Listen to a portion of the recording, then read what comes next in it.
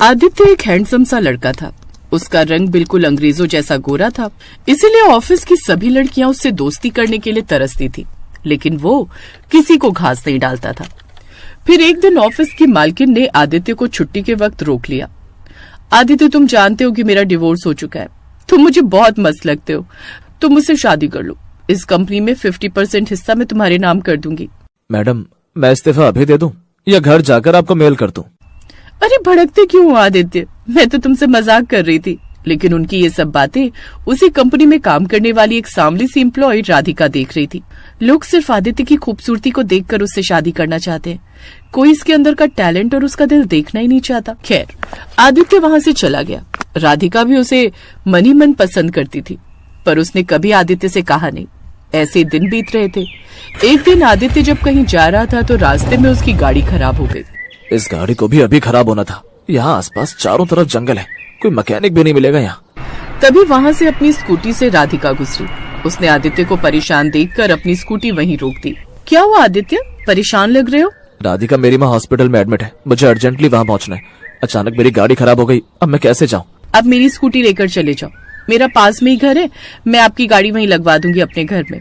यहाँ आसपास कोई घर नहीं है। तुम जंगल में रहती हो क्या? अरे वो सब छोड़िए ना, इस समय आपकी माँ की जिंदगी से बढ़कर कोई चीज नहीं है। मेरे साथ बहस मत कीजिए, जाइए। पहली बार आदित्य से किसी ने गुस्से में बात की थी। खैर, आदित्य उसकी स्कूटी लेकर वहाँ से चला गया। उसके बाद राधिका उसकी मोटरसाइकिल को पैदल ही किसी तरह अपने घर लेकर आई। उसका घर वहाँ से कम 5 किलोमीटर दूरी पर था। अगले दिन राधिका ऑटो से ऑफिस पहुंची, लेकिन आदित्य लेट आया। राधिका, वहाँ आसपास तो तुम्हारा कोई घर था नहीं, मैं ढूंढता रहा। मेरी बाइक कहाँ है और तुम्हारा घर कहाँ है? आपकी माँ ठीक है ना? मैं तुम्हें थैंक यू बोलना चाहता हूँ राधिका। अच्छा वो मैं टाइम पर पहुंच गया था, वरना मेरी माँ का तो नंबर ही नहीं आता हॉस्पिटल में। खैर, अब मेरी माँ पूरी तरह से ठीक है। ठीक है, तो शाम को आप मेरी स्कूटी से मेरे घर चलना और अपनी बाइक ले जाना। शाम को राधिका आदित्य को अपनी स्कूटी पर बिठाकर अपने घर ले गई। सभी ऑफिस की लड़कियां राधिका से जल रही थी। खैर, राधिका जब घर पहुंची तो वहाँ पर आदित्य की बाइक पूरी तरीके से सही खड़ी थी। राधिका, तुमने मुझसे कल झूठ बोला था। तुम्हारा घर वहाँ से कम 5 किलोमीटर दूर है और तुमने मेरी गाड़ी बनवाकर खड़ी कर दी। मैं कितना थैंक यू बोलूं तुम्हें? आप बहस बहुत करते हैं, अपनी गाड़ी लीजिए और जाइए यहाँ से। आदित्य गाड़ी लेकर वहाँ से चला तो आया, लेकिन वो रास्ते भर राधिका के बारे में ही सोचता रहा। पहली बार मुझे कोई ऐसी लड़की मिली है जो सच में मेरी फिक्र कर रही है। न जाने क्यों मेरा खिंचाव उसकी तरफ बढ़ता ही जा रहा है। मुझे पक्का यकीन है कि वो मेरी गाड़ी पैदल ही ले गई होगी अपने घर तक, क्योंकि वहाँ आसपास कोई इंसान था ही नहीं। मुझे जैसी लड़की चाहिए थी वैसी मिल ही गई। आदित्य ने राधिका के बारे में अपने माँ बाप से बात की और कुछ ही महीनों बाद उसने राधिका से शादी कर ली। राधिका को देखकर उसकी ननद पायल, जो आदित्य की तरह ही बहुत गोरी और खूबसूरत थी, उससे चिढ़ने लगी। भैया, आप इतने हैंडसम हो, फिर भी आपने एवरेज लड़की से शादी कर ली। पायल, राधिका एवरेज नहीं है। मुझे जैसी लड़की चाहिए थी राधिका बिल्कुल वैसी ही है। राधिका को पायल की बात का बुरा तो लगा, लेकिन जब आदित्य ने उसके बारे में ऐसा बोल दिया तो उसे बहुत खुशी हुई। सुहागरात की अगली सुबह राधिका ने सबके लिए चाय नाश्ता बना। राधिका, अब तुम्हें ऑफिस जाने की कोई जरूरत नहीं है। मैं इतना कमा लेता हूँ कि मैं अपने जैसे 10 और परिवारों को भी पाल सकता हूँ। ठीक है, जैसा आप कहिए। आदित्य ने बिल्कुल सही लड़की पसंद की है। आजकल की लड़कियों से राधिका सबसे अलग है। खाना भी बहुत अच्छा बनाती है और दिल की भी बहुत अच्छी है। कितनी भी अच्छी हो, पर मुझसे तो अच्छी नहीं है ना। देखना, मेरी शादी तो किसी राजकुमार से ही होगी। पायल, मैं कल से देख रही हूँ तू राधिका से जल रही है। जब तुझे पता है कि राधिका एक एवरेज लड़की है और तू उससे ज्यादा खूबसूरत है, फिर उससे जलने की क्या जरूरत है? मैं भला क्यों जलने लगी? मेरा नाश्ता हो गया, मैं जा रही हूँ अपने दोस्तों से मिलने। ठीक है माँ। राधिका, मैं ऑफिस जा रहा हूँ। आदित्य ऑफिस चला गया। पायल छोटे छोटे कपड़े पहनकर और 2 किलो मेकअप लगाकर बाहर घूमने निकल गई। दोपहर के वक्त राधिका अपनी सास के पैर दबा रही थी। बहू, तू एक मॉडर्न लड़की है, पढ़ी लिखी भी है, इतनी अच्छी कंपनी में काम भी करती थी, इसके बावजूद तेरे अंदर पुराने सारे संस्कार मौजूद हैं। मुझे समझ नहीं आता कि आदित्य जैसे लड़के को तूने कैसे पसंद कर लिया। माँ जी, यही तो मुझे भी समझ में नहीं आ रहा कि आदित्य जैसे हैंडसम लड़के ने मुझे कैसे पसंद कर लिया। आपको पता है, ऑफिस की सभी लड़कियां, यहाँ तक कि कंपनी की मालकिन तक ने आदित्य को प्रपोज किया, पर आदित्य ने उन सबको मना करके मुझे चुना है। इसीलिए मैं खुद को खुश नसीब मानती हूँ। और सिर्फ आदित्य ही नहीं, आप जैसी सास भी आजकल कहाँ मिलती है जो अपनी बहू को इतना प्यार करती हो। खैर, शाम को पायल अपनी सहेलियों के साथ घर वापस आ गई। राधिका भी वहीं थी। दोस्तों, ये है मेरी काली कलूटी भाभी। इनको अपनी बदसूरती पर इतना घमंड है जितना हम लोगों को अपनी खूबसूरती पर नहीं है। भाभी, यहाँ खड़ी रहकर अपनी बेइज्जती क्यों सुन रही हो? मेरी सहेलियां आई हैं, उनके लिए जरा चाय नाश्ते का इंतजाम करो। आप लोग बैठिए, मैं अभी आप लोगों के लिए नाश्ता लेकर आती हूँ। खैर, ऐसे ही दिन बीत रहे थे और पायल हर वक्त राधिका का मजाक उड़ाया करती थी। कुछ महीनों बाद बहुत ही हैंडसम सा लड़का पायल को देखने आया अपने माता पिता के साथ। मेरा बेटा तो हीरा है हीरा, लड़कियां तो इससे शादी करने के लिए पागल हैं। आंटी माफ कीजिएगा, इतना भी हैंडसम नहीं है आपका लड़का, इससे खूबसूरत तो मेरे पैर की जूती है, जरा देखिए।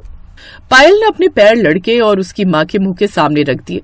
पायल, ये क्या बदतमीजी है? माँ भी और बेइज्जती करवानी है क्या? चलिए यहाँ से, मुझे नहीं करनी इस घमंडी लड़की से शादी। इस तरह जितने भी लड़के पायल को देखने आते थे, पायल उनकी बेइज्जती करके उन्हें वहाँ से भगा देती थी। फिर कुछ सालों बाद एक बहुत ही हैंडसम सा लड़का रोल्स रॉयस कार में उसे देखने आया। उसके आसपास ढेर सारे बॉडीगार्ड, यहाँ तक कि मिलिट्री वाले भी थे। पायल उसे देखती ही रह गई। हेलो मिस्टर आदित्य, मेरी माँ ने कहा कि उन्होंने मेरे लिए लड़की देखी है, तो मैं आपकी बहन को देखने आया हूँ। तभी वहाँ पर राधिका और उसकी सास भी आ गए। पायल, तुम्हें इनसे कुछ पूछना हो तो पूछ लो। अरे नहीं, मुझे तो ये बहुत पसंद है। मुझे हमेशा से ऐसा ही लड़का चाहिए था जिसके आसपास ढेर सारे बॉडीगार्ड्स हो।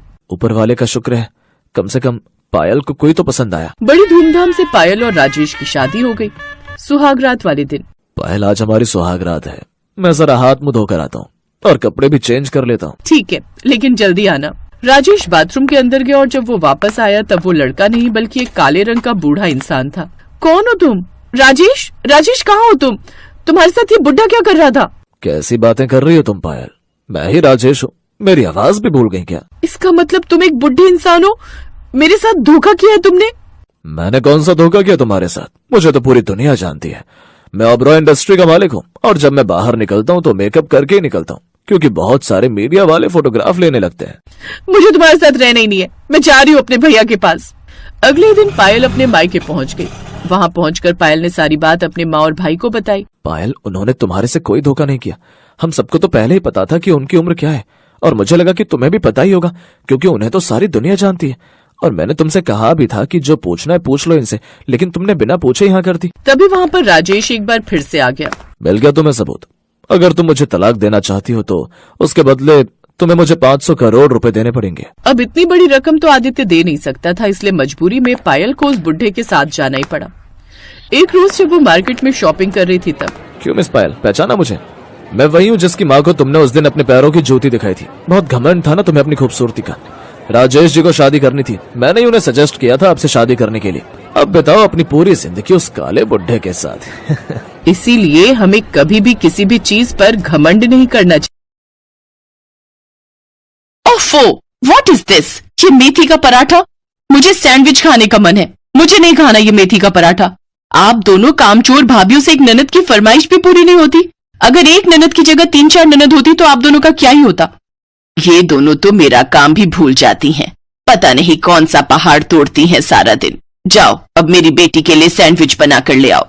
दोनों भाभियां अपनी ननद के लिए सैंडविच बनाकर ले आती हैं और उसे खाने के बाद नव्या अपनी भाभियों से कहती है, आज मेरे ऑफिस में पार्टी है तो अब तुम दोनों मेरा मेकअप कर देना। बड़ी भाभी आप मेरा हेयर स्टाइल बनाना और छोटी भाभी तुम मेरा मेकअप कर देना। अभी मैं नहा कर आती हूँ।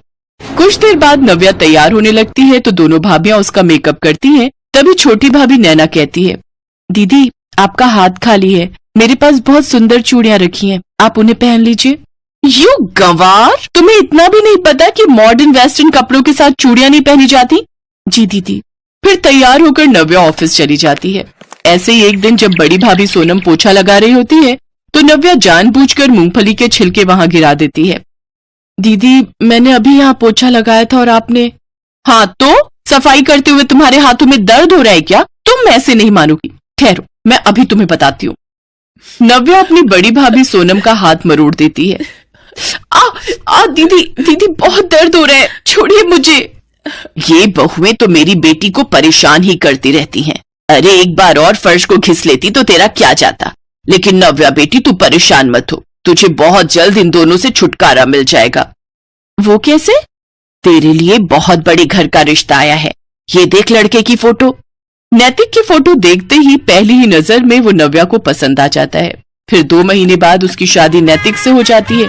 शादी के बाद नव्या अपने ससुराल आ जाती है, जहाँ उसकी एक ननद रश्मि होती है, जो कि नव्या से भी बहुत ज्यादा घमंडी थी। और जो सब नव्या अपने मायके में अपनी भाभीयों के साथ करती थी, वही अब उसके साथ उसके ससुराल में होने लगा। ऐसे ही एक दिन नव्या की ननद रश्मि उससे कहती है, ओफो भाभी, ये क्या बकवास सैंडविच बना दिया, मुझे ये नहीं चाहिए, मेरे लिए पास्ता बना कर लाओ, अब जल्दी जाओ या हाथ पांव टूट गए।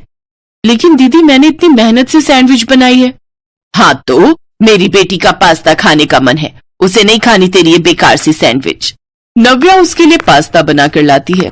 कुछ देर बाद रश्मि का कॉफी पीने का मन होता है, तो वो उसे कॉफी बनाने को कहती है, लेकिन जब रश्मि वो कॉफी पीती है तो उस कप को रश्मि जमीन पर फेंक देती है और चिल्लाते हुए कहती है, क्या घटिया कॉफी बनाई है आपने, अपने मायके से कुछ सीख कर नहीं आई हो क्या? चलो जाओ और अब मेरी सैंडल लेकर और मुझे पहनाओ, और हाँ, उससे पहले यहाँ पोछा लगा दो। इसके बाद नव्या वो सब काम करती है, लेकिन उसके साथ ही उसे मायके में अपनी भाभीयों के साथ अपना किया हुआ बर्ताव भी याद आ रहा था। अब वो घर का सारा काम अकेले ही करती, साथ ही अपनी ननद के सारे नखरे भी सहती। अब उसे अपने मायके की बहुत याद आने लगी। एक रोज, अरे तुम दोनों आओ आओ, वैसे आज यहाँ कैसे आना हुआ? हम दीदी को लेने आए हैं, बहुत दिन हो गए उन्हें आए हुए, और हमें हमारी प्यारी ननद जी की बहुत याद भी आ रही थी। अपनी भाभीयों की बात सुनकर नव्या उनके गले लग जाती है और उनसे रोते हुए माफी मांगती है। भाभी, भाभी मुझे माफ कर दीजिए, मैंने आप दोनों के साथ कितना बुरा किया था। आप पर क्या गुजरी होगी वो मुझे अब समझ आ रहा है, जब मेरे साथ वो सब हो रहा है। मैं बहुत शर्मिंदा हूँ, मुझे माफ कर दीजिए। आपको अपनी गलती का एहसास हो गया, यही हमारे लिए काफी है दीदी। हाँ, अब तो हम बस यही चाहते हैं कि आप अपने ससुराल में सबसे मिलजुल कर और खुशी खुशी रहें। उन सबकी बातें सुनकर रश्मि और उसकी माँ को भी अपनी गलती का एहसास होता है और वो भी नव्या से माफी मांगती है। इसके बाद नव्या अपनी भाभीयों के साथ कुछ दिन के लिए मायके आ जाती है, जहाँ वो उनके साथ खुशी खुशी